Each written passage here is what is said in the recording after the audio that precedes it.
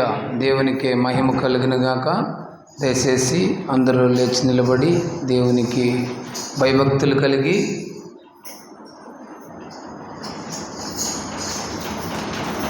ఉత్తర ప్రత్యుత్తర భాగం చదువుకుందాం. పరలోక భూలోకంలో సృష్టికర్త యగు తండ్రి అయిన దేవుని నేను నమ్ముచున్నాను. ఆయన పరిశుద్ధాత్మ వలన కన్యకు మరి గర్భమున ధరింపబడి ఆమెకు పుట్టెను. పొంతు పిలాతు కాలమందు బాధపడి సిలువ వేయబడి చనిపోయి పాతిపెట్టబడి అదృశ్య లోకంలోనికి దిగిను. 3వ దినమున చనిపోయిన వారిలో నుండి తిరిగి లేచి పరలోకమునకు ఎక్కి సర్వశక్తి గల తండ్రి అయిన దేవుని కుడి చేతి వైపున కూర్చొని ఉన్నాడు. సజీవులకును మృతులకును తీర్పు తీర్చుటకు అక్కడి నుండి ఆయన వచ్చును. పరిశుద్ధాత్మను నమ్ముచున్నాను. పరిశుద్ధ సార్వత్రిక సంఘమును, పరిశుద్ధుల సహవాసమును, పాప క్షమాపణను, శరీర పునరుద్ధానమును, నిత్య జీవమును నమ్ముచున్నాను. దేవునికే మహిమ కలుగునుగాక. ఉత్తర ప్రత్యుత్తర భాగం చదువుకుందాం. దావీదు రాసినటువంటి కీర్తనల గ్రంథము 120వ అధ్యాయం. నేను ఒక వచనం చదువుతాను, మీరు ఒక వచనము చదివి దేవుని నామాన్ని ఘనపరుద్దాం. కీర్తనల గ్రంథం 120. నా శ్రమలలో నేను యెహోవాకు మొర్రపెట్టి తిని ఆయన నాకు ఉత్తరం ఇచ్చెను.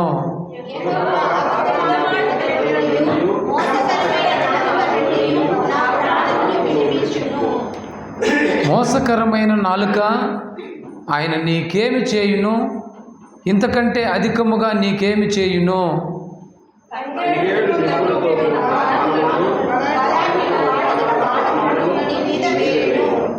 అయ్యో, నేను మెషెకులో పరదేశినై ఉన్నాను. కేదారు గుడారముల యొద్ద కాపురమున్నాను.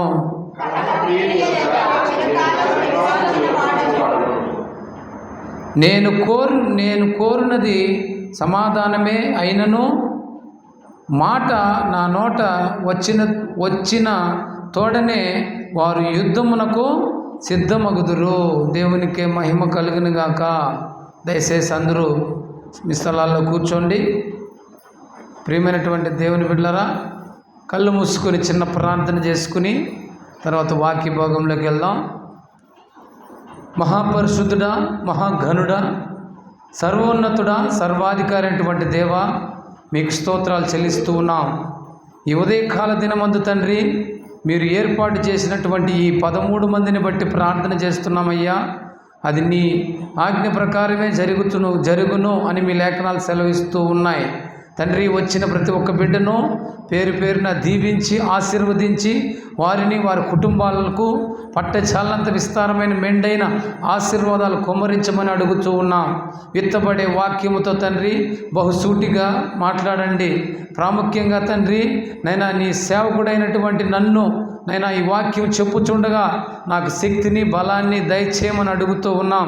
అయ్యా, మేము ఏ పాటి వారము తండ్రి నైనా ఈ లోకంలో మేము జీవిస్తున్నాము అంటే అది నీ కృప, నీ కనికరము, నీ జాలి అయి ఉన్నది తండ్రి. కనుక తండ్రి ప్రభువా, నైనా చెప్పబడే విత్తబడే వాక్యముతో బహుసూటిగా మాతో మాట్లాడి నైనా పరిశుద్ధంగా జీవించుటకు ప్రాముఖ్యంగా తండ్రి వచ్చిన బిడ్డలను చూస్తున్నటువంటి ప్రతి ఒక్క బిడ్డను తండ్రి పేరు పేరున దీవించి ఆశీర్వదించి మంచి ఆరోగ్యమును, శక్తిని, బలాన్ని దయచేయమని నజరైనటువంటి యేసుక్రీస్తు పరిశుద్ధ నామం పేరిట ఈ ప్రార్థన మీకు సమర్పించి వేడుకుంటున్నాం తండ్రి. ఆమేన్. తండ్రి, కుమార, పరిశుద్ధాత్మ త్రియేక దీవెన నామంలో వచ్చిన ప్రతి ఒక్కరికి ప్రభువు పేరిట ప్రత్యేకమైనటువంటి వందనాలు తెలియజేసుకుంటున్నాను. ప్రియమైనటువంటి దేవుని బిడ్డలారా, ముందుగా వాక్య భాగంలోకి వెళ్ళే ముందు ఒక పాట పాడుకొని దేవుని గణపరిచి తర్వాత వాక్య భాగంలోకి వెళ్దాం. అందరికీ తెలిసినటువంటి పాట, నా స్తుతి పాత్రుడా నా యేసయ్య. మీరు కూడా పాడండి సిస్టర్. నా స్తుతి పాత్రుడా నా యేసయ్యా, నా ఆరాధనకు నీవే యోగ్యుడవయ్యా. నా ఆరాధనకు నీవే యోగ్యుడవయ్యా. నా స్తుతి పాత్రుడా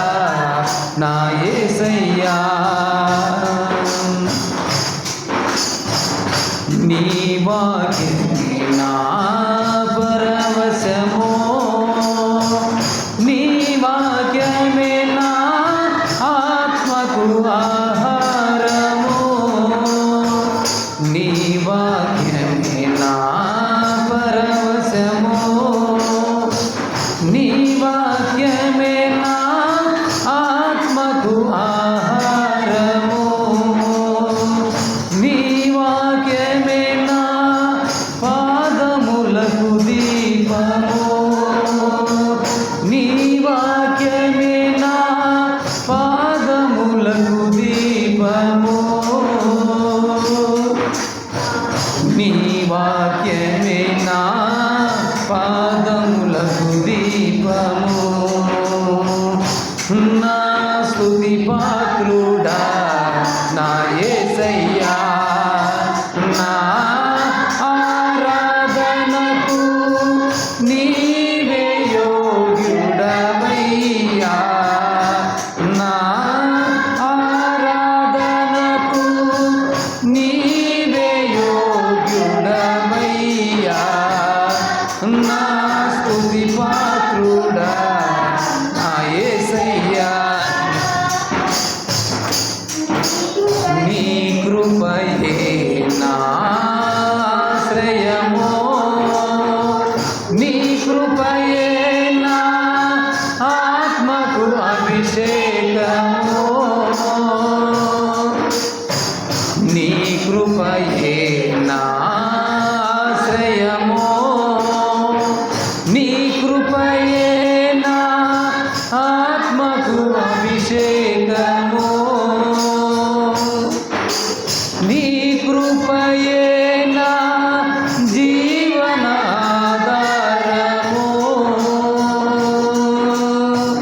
నీ కృపయే నా జీవనాధారము,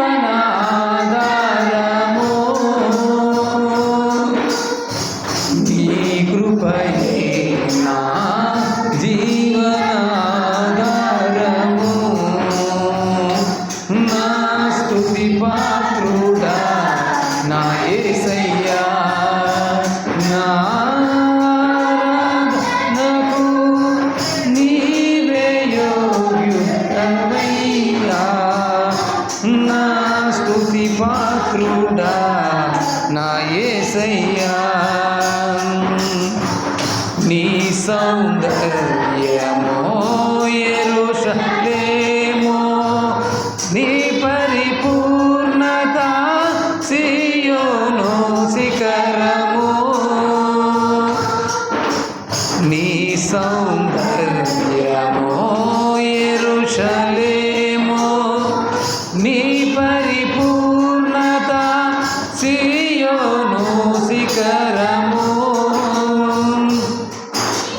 నీ పరిపూర్ణత నా జీవిత గమ్యము,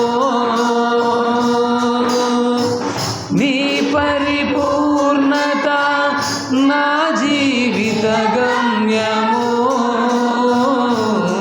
నీ పరిపూర్ణత నా జీవిత గమ్యము.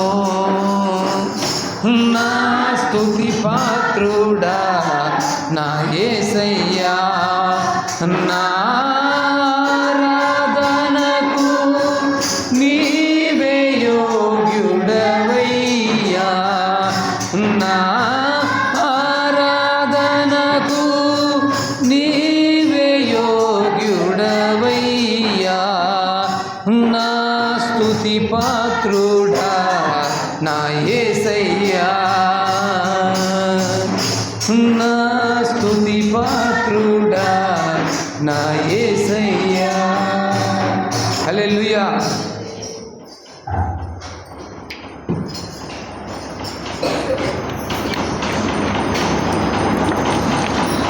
దేవునికి మహిమ కలుగును గాక. అంశభాగం ఏమిటంటే కష్టపడి ప్రార్థించు అన్న అంశభాగం ఈరోజు మనం పాఠం నేర్చుకుందాం. ప్రియమైనటువంటి దేవుని బిడ్డలారా, ఈరోజు మనం చూసుకున్నట్లయితే సమస్య వచ్చినా, అలాగే కష్టం వచ్చినా, శ్రమలు వచ్చినా, ఇరుకులు వచ్చినా, ఇబ్బందులు వచ్చినా, మొట్టమొదటిసారిగా మనకు గుర్తు రావాల్సింది ఏంటంటే ప్రార్థన మర్చిపోవద్దు, ప్రార్థనని మర్చిపోవద్దు అని ఈ సందర్భముగా మీకు అందరికీ మనవి చేసుకుంటా ఉన్నాను. అంశభాగం ఏంటి? కష్టపడి ప్రార్థించు అని దేవుడు చెప్తాడు ఈరోజు అంశభాగం. కనుక దేవుడు చెప్పుచున్నది ఏమిటంటే, నీకు ఏ సమస్య వచ్చినా, ఏ ఇరుకులు వచ్చినా, ఏ ఇబ్బంది వచ్చినా, నీకు ఏ వ్యాధి బాధలు వచ్చినా, నీకు ఇంట్లో సమస్యలున్నా, ఎటువంటి కష్టం ఉన్నా కూడా సరే, నీ తండ్రి అయినటువంటి దేవుడు రహస్యమందు చూసు నీ తండ్రి నీకు సమాధానం ఇస్తాడు. ఆయనకు మొరపెట్టు. ఆయనే అద్భుత కార్యాలు చేసేది, ఆశ్చర్య కార్యాలు చేసేది, నడిపించే నాయకుడు ఆయన. మనం ఓన్లీ ఇక్కడ ఈ భూమి మీద మనము ఎవరండి? మనము యాత్రికులు. యాత్రికులు నడిపిస్తూ ఉండేది ఆ దేవుడు ఒక్కడే. కనుక ఆ దేవునికి మాత్రమే లోబడి మనందరం కూడా ఆయనకు లోబడదాం. ఈరోజు నేను ఈ భూమి మీద నిలబడి ఉన్నాను ఇంకా అంటే ఆయన కృప, ఆయన కనికరమే. ఎప్పుడో వెళ్ళిపోయిన 2019లో చనిపోవాల్సింది అటువంటి వాడిని దేవుడు ఈ స్థితిలో ఉంచాడు. మామూలుగా మంచి ఆరోగ్యంగా ఉంటే ఎవరైనా సేవ చేస్తారండి? చేసేదానికి ఆస్కారం లేదు. బాగున్నప్పుడు, ఆరోగ్యంగా ఉన్నప్పుడు నేను విచ్చలవిడిగా తిరిగేవాడిని ఈ లోకంలో. కానీ ఇప్పుడు దేవుడు ఒక దెబ్బ కొట్టి ఓటికుండగా తయారు చేసి, నువ్వు ఈ స్థితిలో ఉండాలా, నువ్వు ఇలా ఉండాలి, ఇలా ఉండాలని దేవుడు చెప్పడం వల్ల ఆ బాధ్యతను మనం తెలుసుకొని, అయ్యో ఓహో మనం ఈ లోకంలో ఇలా జీవించాలా అని మనకు మెలకువలు నేర్పుతా ఉన్నాడు. ఎందుకు? దేవుడు నిన్ను నన్ను ఆయన పుట్టించినాడు, స్వహస్తాలతో తయారు చేసినాడు. కనుక ఆయనకు మాత్రమే అధికారం ఉంది. కనుక ఈ లోకాశలకు వెళ్లకుండా పరిశుద్ధమైనటువంటి దేవుని వాక్యానుసారంగా నడుచుకోవాలనేసి ఈ సందర్భంగా మనవి చేసుకుంటా ఉన్నాను. కష్టపడి ప్రార్థించు, ప్రాకారాలు కట్టబడతాయి, ఖచ్చితంగా అద్భుతాలు జరుగుతాయి, ఆశ్చర్య కార్యాలు జరుగుతాయి. నీలోనూ నీ కుటుంబంలోనూ ఆనందంగా సంతోషంగా జీవించాలంటే కష్టపడి ప్రార్థించు. ప్రార్థనే మనిషిని బాగుపరుస్తుంది. ప్రార్థనే నీకు శక్తినిస్తుంది. ప్రార్థనే నిన్ను మహిమపరుస్తుంది. ప్రార్థన వల్ల ప్రాకారాలు కట్టబడినప్పుడు, ప్రార్థన వల్ల నీ కుటుంబం బాగుపడుతుంది, ప్రార్థన వల్ల నీ ఆరోగ్యం కుదుటపడుతుంది, ప్రార్థన వల్ల నీకు మనశ్శాంతి కలుగుతుంది, ప్రార్థన వల్ల నీకు సమస్యలు వీడిపోతాయి. కనుక అటువంటి గొప్ప ప్రార్థనని మనమందరం కూడా మర్చిపోకూడదనేసి ఈ సందర్భముగా మీకు అందరికీ మనవి చేసుకుంటూ ఒక వాక్యాన్ని చదువుకుందాం. ఫిలిప్పీయులకు రాసిన పత్రిక 4వ అధ్యాయము 4 నుంచి 5, 6 వచనాలు చదువుకుందాం. ఫిలిప్పీయులకు రాసిన పత్రిక 4వ అధ్యాయము 4, 5, 6. ఎల్లప్పుడూ ప్రభువునందు ఆనందించుడి. సిస్టర్, మరలా చెప్పుదును ఆనందించుడి. మీ సహనమును సకల జనులకు తెలియబడనీయుడి. ప్రభువు సమీపముగా ఉన్నాడు. దేనిని గూర్చియు చింతపడుకుడి గాని ప్రతి విషయంలోనూ ప్రార్థనా విజ్ఞాపముల చేత కృతజ్ఞతాపూర్వకముగా మీ విన్నపములు దేవునికి తెలియజేయండి అంటున్నాడు. ప్రియమైనటువంటి దేవుని బిడ్డలారా, ఈరోజు మనం ఏ సమస్య వచ్చినా మనుషులకు చెప్పుకుంటూ, అక్క నాకు ఈ సమస్య జరిగిపోయింది, అన్నా నాకు ఈ సమస్య జరిగిపోయింది, అమ్మా నాకు ఈ సమస్య జరిగిపోయింది అని మనుషులకు చెప్పుకుంటున్నారే కానీ నిన్ను సృష్టించినటువంటి దేవునికి నువ్వు ఏమి విన్నవించుకుంటున్నావు, నువ్వు ఏం చెప్తున్నావు? రాను రాను రాజు గుర్రం గాడిదైపోయింది అన్నట్టుగా రాను ప్రార్థనలు కూడా మర్చిపోయే రోజులు వచ్చేస్తా ఉన్నాయి. ప్రియమైనటువంటి దేవుని బిడ్డలారా, ప్రతి ఒక్కరూ ప్రార్థించండి, ప్రాకారాలు కట్టబడతాయి. ప్రార్థించండి, నీ కుటుంబం బాగుపడుతుంది. ప్రార్థించండి, మీకు మేలులు జరుగుతాయి అని ఈ సందర్భముగా మీకు అందరికీ నేను విన్నవించుకుంటా ఉన్నాను. ఎల్లప్పుడూ ప్రభువునందు ఆనందించుడి అంటున్నాడు.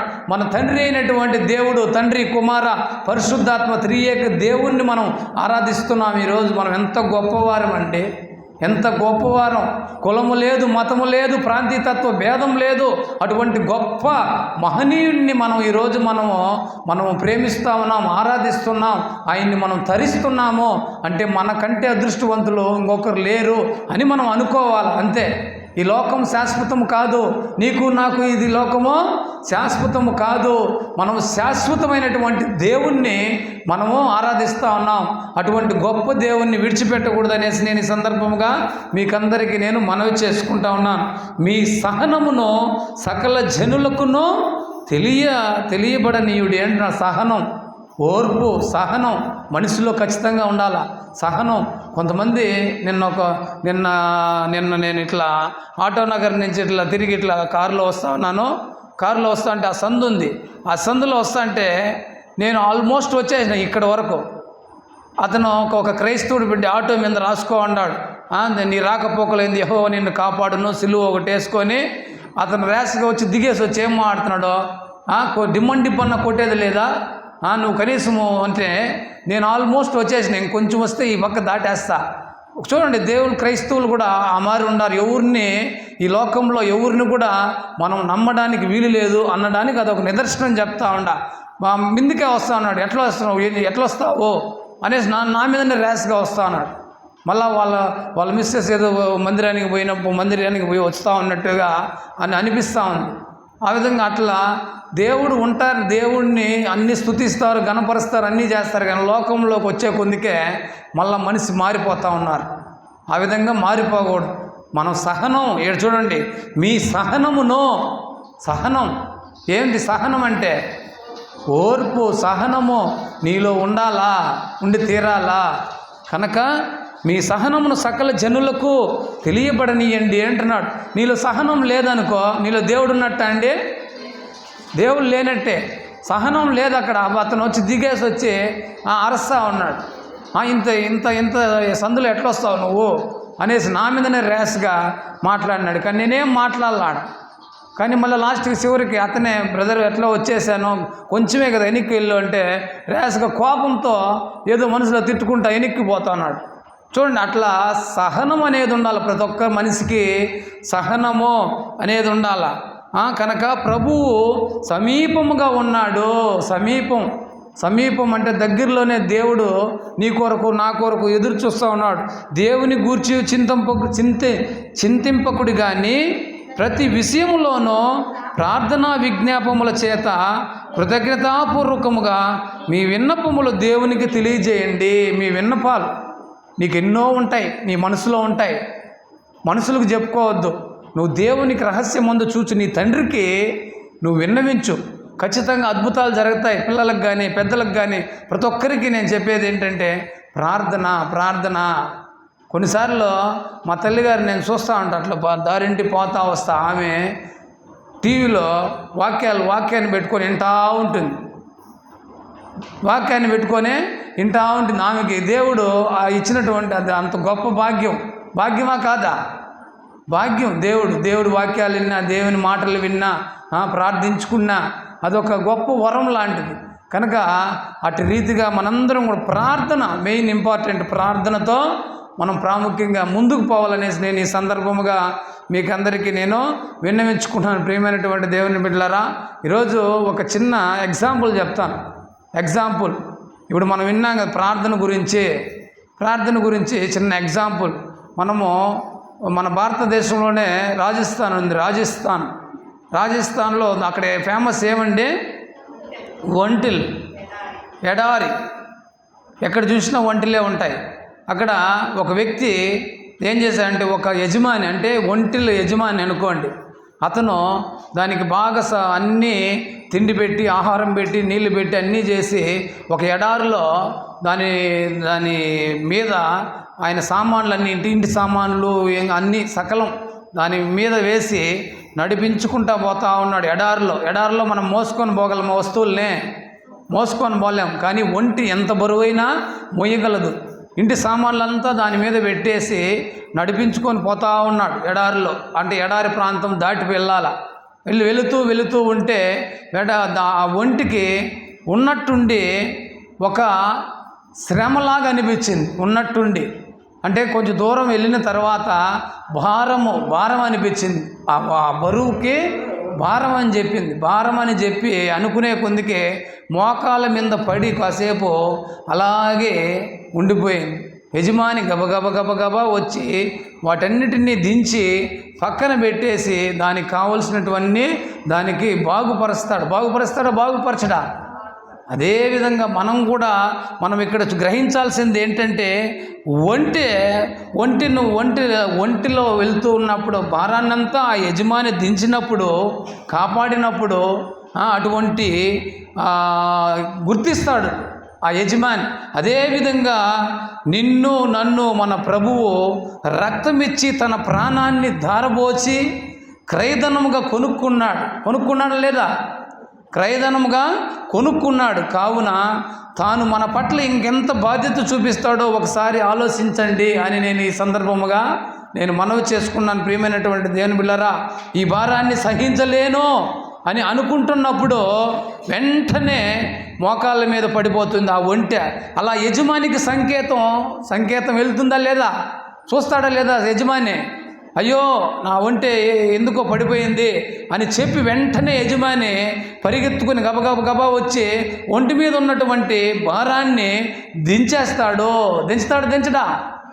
భారం ఉండాది అని తెలిసినప్పుడు వంటి యజమాని ఏం చేస్తాడో గబగబా దించిపెట్టేసి అప్పుడు దానికి ఏం అవసరమో అవి చూసుకొని మళ్ళీ తర్వాత చేస్తాడు. వెంటనే యజమాని వచ్చి గబగబా దించేస్తాడు. యజమానికి తెలుసు, దేవుడికి తెలుసు తాను ప్రేమించే ఒంటె భారము భరించలేదని, దానికి విశ్రాంతి కావాలనేసి యజమానికి తెలిసినట్టుగానే మనకు ఏం అవసరమో దేవుడు మనం మోకరించి మనం ప్రార్థన చేశామంటే మన తండ్రి అయినటువంటి దేవునికి తెలుసు మనకు ఏమి అవసరమో ఆ అవసరాలు తీర్చడా? 100% తీర్తాడు. కనుక దేవుని మాటలను తట్టు తిరిగి దేవునికి లోబడి మనందరం కూడా నడుచుకోవాలనేసి ఈ సందర్భముగా మనవి చేసుకుంటున్నాను. ప్రేమైనటువంటి దేవుని బిడ్డలారా, కనుక మళ్ళా మరొక ఎగ్జాంపుల్ చెప్తాను.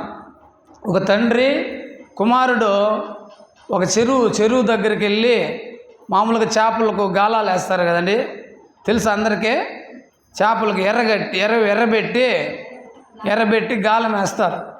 తండ్రి కుమారుడు సరదాగా అట్లా చేపలు పడదామనేసి అక్కడికి వెళ్ళారు. అక్కడికి వెళ్ళినప్పుడు తండ్రి ప్రార్థన చేస్తున్నాడు. కుమారు దగ్గరికి గాలం ఇచ్చాడు. గాలం ఇచ్చి ఆ పిల్లవాడు ఏం చేస్తున్నాడు, ఎర్రనంటే వానపాములు ఉంటాయి చూసారా, అవి తీసుకొని బాగా కుట్టి గాలం వేస్తూ ఉన్నాడు. వేసినప్పుడు తండ్రి ప్రార్థన చేస్తూ ఉన్నాడు. తండ్రి ఖచ్చితంగా చేప పడి తీరాలి అని చెప్పి ప్రార్థన చేస్తూ ఉన్నాడు.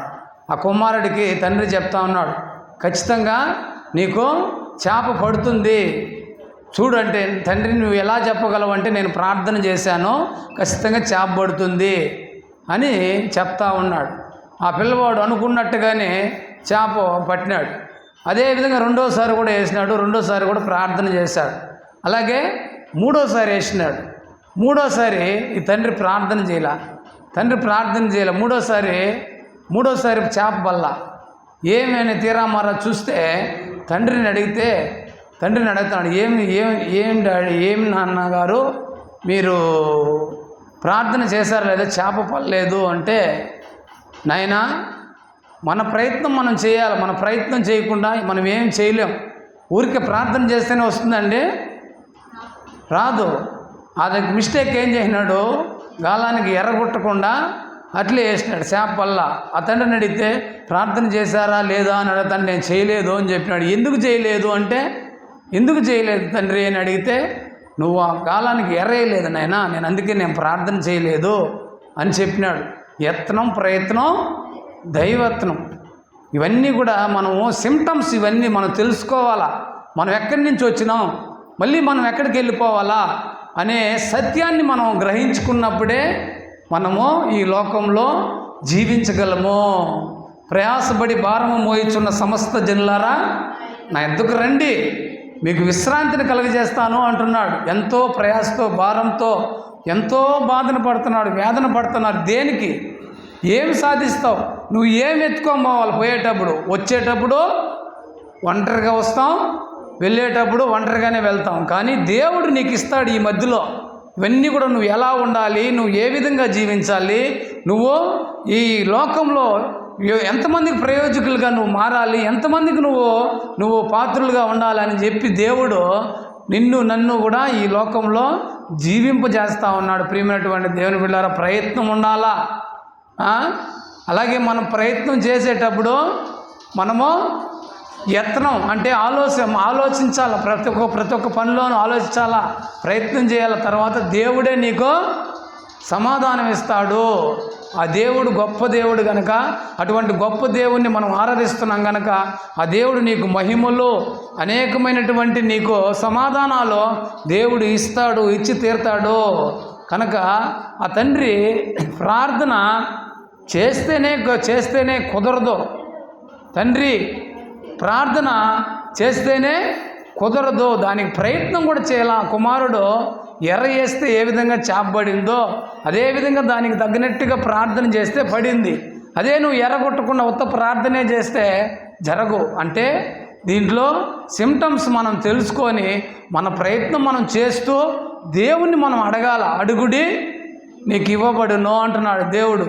మన పని మనం చేస్తూ మన కష్టాన్ని మనం పడుతూ మనం దేవుణ్ణి వెంబడించాలే కానీ మనం కష్టపడకుండా గుమ్మున కూర్చునేసి మోకరించేసి ఒక సహోదరంట మందిరానికి పోయేసి వాళ్ళ కుమార్తెకు మ్యారేజ్ కావాలి, పెళ్ళి కాలేదు, ఎన్నో సంవత్సరాలు అవుతుంది, మా కుమార్తెకు పెళ్ళే కాలేదని చెప్పి మోకరించి ఆ తండ్రి నాకు మా కుమార్తెకు పెళ్ళే కాలేదు, పెళ్ళి కావాలని చెప్పి మోకరించి ప్రార్థనలు చేస్తానంటే పెళ్ళి జరగలేదంట అనేది. ఎక్కడ ఏం మర్చిపోయింది ఆమె? ప్రయత్నం విలువ మర్చిపోయి ఓన్లీ ప్రార్థనకి అంకితం అయిపోయింది. ఉత్త ప్రార్థన చేస్తేనే కూడా జరగదు.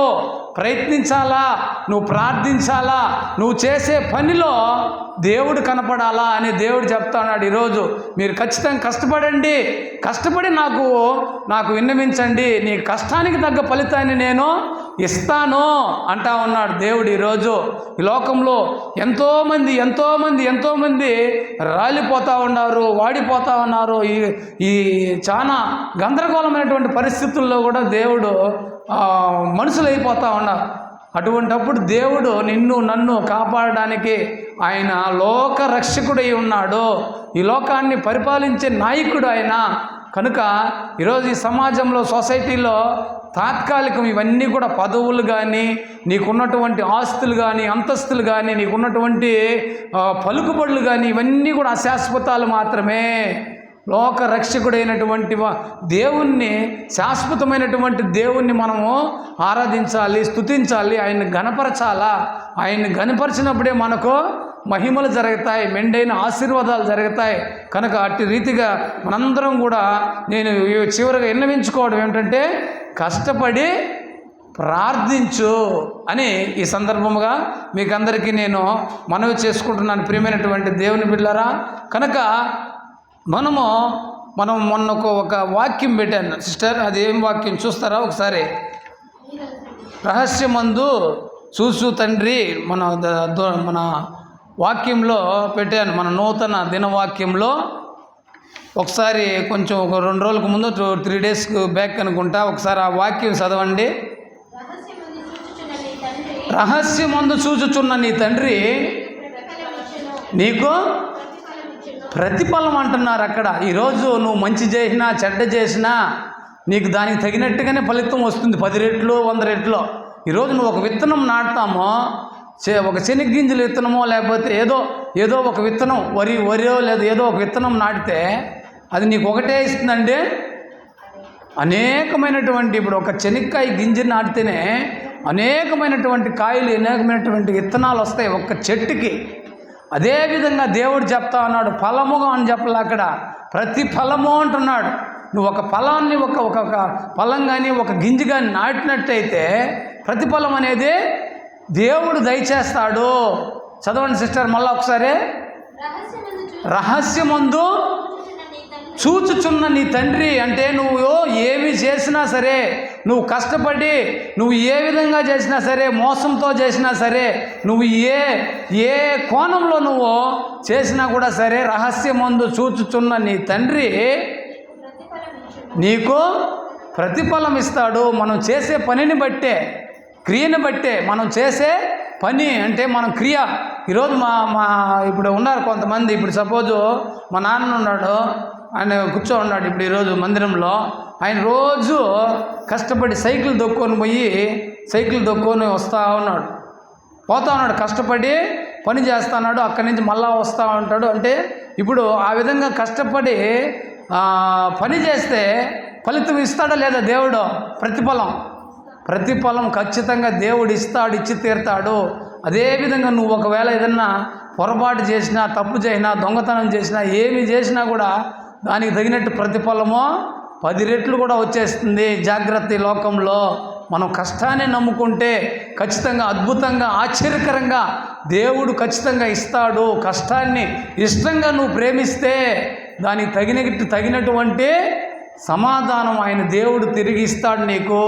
ఉన్న దాంట్లో మనందరం కూడా తృప్తిగా జీవించమంటున్నాడు. ఈరోజు ఎంతోమంది బాధపడిపోతున్నారు, అయ్యో నాకు అది లేదు, ఇది లేదు. పోయిన వారం చెప్పుకున్నాం కదా మనం వాక్యంలో, ఏది లేదని మీరు మాత్రం బాధపడద్దండి. మనకు ఎవరున్నారు అడిగేదానికే? దేవుడు ఉన్నాడు. రహస్యమందు చూచు తండ్రికి నువ్వు ప్రార్థించు, ఆయన ప్రతిఫలము ఇస్తాడు. ఇప్పుడు నువ్వు కష్టపడి మోకరిస్తావో ఆ బాధ దేవుడికి తెలుదా? నువ్వు కష్టపడి మోకరించి నువ్వు ప్రార్థన చేస్తున్నావు అంటే ఆయనకి వెళ్ళిపోతే సంకేతాలు నేరుగా డైరెక్ట్గా నీ గురించి, నీ దగ్గర నుంచి. అప్పుడు దేవుడు రహస్యమందు చూసి నీ తండ్రి నీకు ప్రతిఫలం ఇస్తాడు, ఇచ్చి తీరుతాడు, ఖచ్చితంగా అద్భుతాలు చేస్తాడు. ఈరోజు అనుకోవచ్చు ఇంట్లో వాళ్ళు, ఏంది ఇట్లా చేస్తున్నారు అనేసి. కానీ దేవుడికి అంతా తెలుసు అన్నీ. ఎందుకంటే నన్ను సృష్టించినటువంటి దేవుడు గొప్ప దేవుడు కనుక అటువంటి గొప్ప దేవునికే మనము లోబడి తీరాలనేసి నేను ఈ సందర్భముగా మీకందరికీ మనవి చేసుకుంటూ, నన్ను మన ప్రభువు రక్తం ఇచ్చి తన ప్రాణాన్ని దారబోసి క్రయధనముగా కొనుక్కున్నాడు. కావున తాను మన పట్ల ఇంకెంత బాధ్యత చూపిస్తాడో ఒకసారి ఆలోచించండి అని చెప్తా ఉన్నాను. ఖచ్చితంగా మనం ఆలోచించాలా. ఆయన చివరి రక్త బొట్టు వరకు కూడా నీ కొరకు, నా కొరకే ఆయన పాటుపడినాడు. సహనంతో ఉన్నాడా, కోపంతో ఉన్నాడా? సహనంతోనే ఉన్నాడు. ఉమ్మి వేసినా, కొరడాలతో కొట్టినా, బల్లిపు పోటుతో పొడిచినా ఏమి మాట్లాడాలి. అక్కడ ఒక పిల్లవాడు పరిగెత్తుకుంటా పోయి టక్కని పడిపోయినాడు, బ్లడ్ గారిపోతూ ఉన్నది. వాళ్ళ తల్లి పరిగెత్తుకుంటా పోయి, ఎందుకంటే కనుక్కున్న తల్లికి అంత వేదన ఉంటుంది, బాధ ఉంటుంది. అయ్యో నా కుమారుడు పడిపోయినాడు అని చెప్పి దానికి త్వరగా తీసుకుపోయి మళ్ళీ దానికి ఏదో వేసి కట్టి అంతా. అప్పుడు అడుగుతా ఉన్నాడు, ఆ పిల్లవాడు అడుగుతున్నాడు, మమ్మీ నేను ఇంకొక రోబడితే నాకు ఇంత బాధ వస్తుంది, నీకు ఇంత బాధ వస్తుంది కదా. ఆయన యేసయ్య సిలువలో ఆయన ఎంత బాధపడి ఉంటాడు, ఎంత పొడిచిండారు, ఎంత కొట్టిండారు, బల్లిపు పోటుతో పొడిచిండారు అని ఆ తల్లికి ఆ పిల్లవాడు అడుగుతూ ఉంటే ఆమెకి కళ్ళల్లో నీళ్ళు అట్లే జల కారుతూ ఉన్నాయి. అవునైనా అంత గొప్ప దేవుడు మనం సేవిస్తున్నటువంటి దేవుడు. ఆయన్ని మనం ఏమీ అనకూడదు. ఈ లోకంలో చాలామంది దూషిస్తున్నారు, హింసిస్తున్నారు. నాకు తెలిసే యేసు ప్రభువుని తిట్టిన వాళ్ళు కొంతమంది భూమి మీద లేరు ఇప్పుడు. హల్లెలూయా. భూమి మీద. కానీ నేను కూడా ఒకప్పట్లో దేవుని దూషించినోన్నే, కానీ దేవుడు లాక్కున్నాడు నన్ను అయస్కాంతంలాగా. మనం లోకంలో తిరుగుతూ ఉన్నప్పుడు కూడా లోకానికి అడిక్ట్ అయిపోకూడదు. మనం దేవునికి లోబడాలా, దేవుని తట్టు తిరగాల. దేవుణ్ణి మనము తిట్టి, మనం దేవుని దూషించి మనం ఏం చేయలేం. దేవుడే ఇంకా మనకు ఇంకా కురింగిపోయేట్టుగా చేస్తాడు. అటువంటి వాళ్ళు కొంతమంది నన్ను వాదోపవాదాలు చేసిన వాళ్ళు కొంతమంది అయితే భూమి మీద కూడా లేరు. ఆ విధంగా అట్లా చేస్తాడు. ఎందుకంటే దేవుడు అంత పవర్ఫుల్. ఈయన సర్వలోక సృష్టికర్త, సర్వాధికారి అయినటువంటి దేవుడు. ఈరోజు నేను దేవుణ్ణి విడిచిపెట్టలేదు అంటే కారణం దేవుడే నాకు ఆధారమై ఉన్నాడు, దేవుడే నాకు శక్తి అయి ఉన్నాడు, దేవుడే కోట అయి ఉన్నాడు. మళ్ళీ నాకు పునర్జన్మనిచ్చినాడు దేవుడు. ఇప్పుడు ఇక్కడ జీవిస్తున్నది ఎవరండి? ఎవరు మన ఆత్మలో జీవిస్తూ ఉండేది? దేవుడే. నీలో నాలో ప్రతి ఒక్కరిలోనూ ఈ ఆత్మే వెళ్ళిపోయింది అనుకో ఈ శరీరానికి విలువ ఉందా? లేదు. కనుక ఈ దేవునికి మనం ప్రార్థనతో పదును పెట్టండి, ప్రార్థనతో పదును పెట్టండి.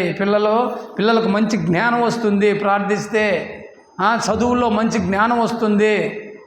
దేవుని పట్ల ఎవరికి కూడా ప్రేమనే పెంచుకోండి, అసూయ పెంచుకోవద్దండి. ఎందుకంటే సర్వలోక సృష్టికర్త, నిన్ను నన్ను నిర్మించినటువంటి దేవుడు, నిన్ను నన్ను కనుగొన్నటువంటి దేవుడు, తల్లి గర్భంలో రూపింపక మునిపే నేను నిన్ను ఎరిగి తిని అంటా ఉన్నాడు దేవుడు. అంటే ఎరిగి తినంటే నువ్వు నా సొత్తు, నువ్వు నా సొత్తు, నువ్వు నాకు నేను నిన్ను పంపించిన ఈ లోకానికి, ఈ లోకంలో నీ ఇష్టం వచ్చినట్టు చిందులేయొద్దు, ఇష్టం వచ్చినట్లు ఆటలాడొద్దు, నేను చెప్పినట్టు ఇన్నుకో. ఎందుకంటే నేను నిన్ను పంపించినాను, మళ్ళా నువ్వు నా దగ్గరికి వచ్చేయాలా. కొద్ది రోజులు మాత్రం తాత్కాలికమే అక్కడ ఉండేది, నువ్వు యాత్రికుడు, జాగ్రత్త అని చెప్పి దేవుడు హెచ్చరిస్తూ ఉన్నాడు. కనుక దేవుణ్ణి మనము ఎప్పుడు కూడా తక్కువ చేయకుండా జాగ్రత్త పడి మనందరం కూడా దేవునికి లోబడాలనేసి సందర్భముగా మీకు అందరికీ మనవి చేస్తూ, మనం ప్రార్థించినప్పుడు ఖచ్చితంగా మనం ప్రయత్నం దైవత్నం అని ఎలా అన్నాం, మనం ఖచ్చితంగా మన ప్రయత్నం ఉండాలి. ప్రయత్నించి మన దేవుణ్ణి అడగాల. కొంతమంది అంటారు, నేను కొత్త ప్రార్థనే చేసినా నాకు ఇచ్చేసినాడు దేవుడు అంటాడు. అది సామాన్యం. అది అందరూ మాట్లాడారేమని వెర్రి వాళ్ళు ఆ విధంగా మాట్లాడతారు. కనుక ప్రయత్నం చేయి, దేవుణ్ణి అడుగు, దేవుడు ఖచ్చితంగా నీకు సమాధానం ఇస్తాడు. కనుక కష్టపడి ప్రార్థించండి అని ఈ సందర్భముగా మీకు అందరికీ మనవి చేసుకుంటూ ఈ చిన్న వాక్యాన్ని దేవుడు దీవించి ఆశీర్వదించునుగాక. చప్పట్లు కొట్టి దేవుని మహింపరుద్దాం. స్తోత్రం, స్తోత్రం, స్తోత్రం, స్తోత్రం, స్తోత్రం, స్తోత్రం. Thank you. God bless you to all. ప్రేమైనటువంటి దేవుని బిడ్డలారా, దేవుడు అతి శ్రేష్టమైనటువంటి